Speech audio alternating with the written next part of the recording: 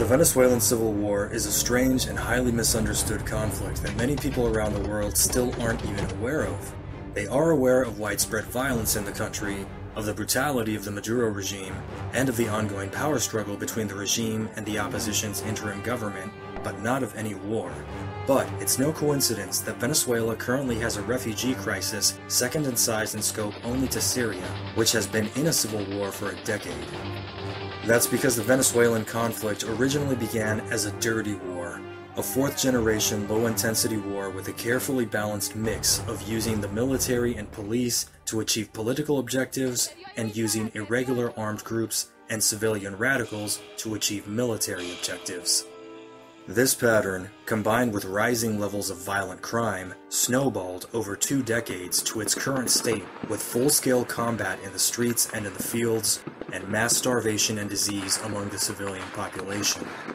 There are multiple factions in this war with their own agendas and goals. Sometimes these self-serving goals are in harmony with other Chavista sub-factions, and at other times their goals clash. Because of this, the crisis in Venezuela became a multi-sided conflict that even includes factions of the Chavista regime fighting against each other just as often as against those trying to overthrow the regime. This video is part 1 in a 5-part mini-series on the factions in the Venezuelan Civil War.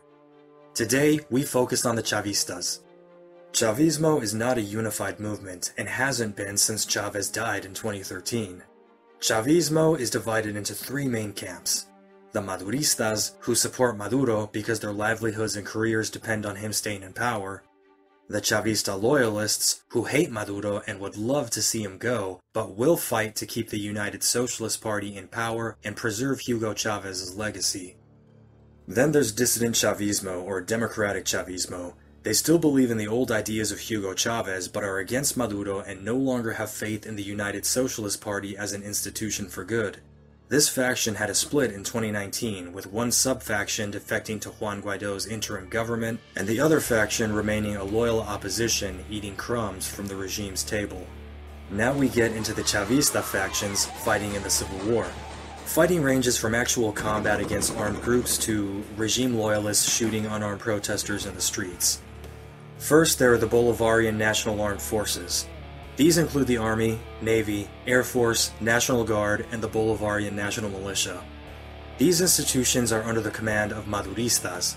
The Maduristas are the colonels and generals that Guaido hoped would defect, but totally never did, because Maduro's regime gave them their stars and sons. There are several rivalries within the Madurista armed forces that have turned into ambushes and firefights because many commanders get to run the local drug corridors and get their slice of the money from the drug trade.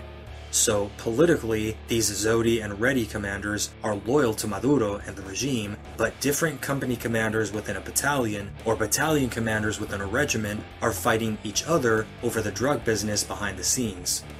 The least popular of the armed forces is the National Guard, which, when not actively repressing protesters, is running road checkpoints and shaking people down for money or goods to resell on the black market. The most feared group within the armed forces is an autonomous corps, the Directorate of Military Counterintelligence, known for its brutality, and for presently holding over 500 military and civilian political prisoners in military prisons. The least feared and most laughed at military branch is the Bolivarian National Militia because it's mostly older folks in their late 50s and 60s, and they're horribly inadequate and unprepared as a combat force. So instead of calling them by their proper designation of miliciano, or militiaman, people call them mil ancianos, meaning 1,000 old people. The militia also includes a lot of 18-year-old college students and middle-aged moms joining the many grandpas with tough guy attitudes. The milicianos almost always look awkward as hell in their military fatigues. They're rarely armed and usually just used as bodies to physically occupy public spaces to make it harder for people to overthrow the regime. People outside of Chavismo don't respect them because, other than wearing the uniform of state oppression, the militia controls food distribution as a government policy, and regime loyalists always get priority for clap food boxes, which even they get less and less often these days because there's just so much theft in the regime, and it ends up on the black market.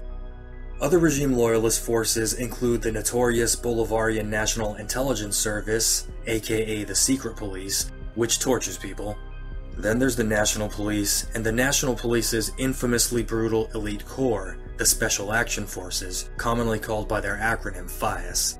The FAES is responsible for the majority of extrajudicial executions in Venezuela, which have surpassed 17,000 state-sponsored murders since the agency was founded in 2017. The next most feared group are the Collectives, which are armed civilian paramilitary groups fiercely loyal to the Chavista regime. Originally, the Collectives were experimental communes with their own local industry, local self-government, and a civilian security force to act in a parapolice function. These glorified security guards were called colectivos because they were from the local collective. But by Chavez's third term, most organizations using the term collective were simply paramilitary groups, with no other function than to quash anti-government protests. These are dozens of different autonomous groups, and their commanders range from devout Maoists to secret capitalists running underground casinos. Some of the colectivos love Maduro while others hate him. One group, the Tupamaro Revolutionary Movement, even has its own political party so that they can dislodge the corrupt people from Maduro's party and then do socialism correctly, the way they think their revolutionary messiah Hugo Chavez would have wanted. But what separates the Collectives from most of the dissident Chavistas is that the Collectives have always been willing to shoot protesters now and resolve their problems with Maduro later, because their political and military power depends on the Chavista regime staying in power, no matter how corrupt their government may be. Then there are the different auxiliary organizations that support the regime in some meaningful capacity in its war effort to remain in power. These include the Bolivar Chavez Battle Units, or the UBC, which is the United Socialist Party's private militia separate from the party state's national militia. They're political hoodlums who will occasionally brawl with opposition protesters, but mostly wave flags at party rallies. Next is the RAS, a civilian spy network that does the day-to-day spying of people not important enough to be investigated by the actual intelligence agencies for real terrorism or crime. These spies range from people monitoring their neighbor's speech on social media to the old lady who really wants to come over and have coffee with your most gossipy aunt. Another auxiliary group with way sharper teeth than the RAS or the UBC is a homegrown Venezuelan guerrilla group called the Patriotic National Liberation Forces. This group predates the Bolivarian Revolution under their old name, the Bolivarian Liberation Front, but the guerrilleros did swear loyalty to Chavez after the 1992 coup attempts. This all-Venezuelan guerrilla group should not be confused with the Colombian guerrilla armies in Venezuela, which have Venezuelans in them and are the topic of another video in this 5-part miniseries.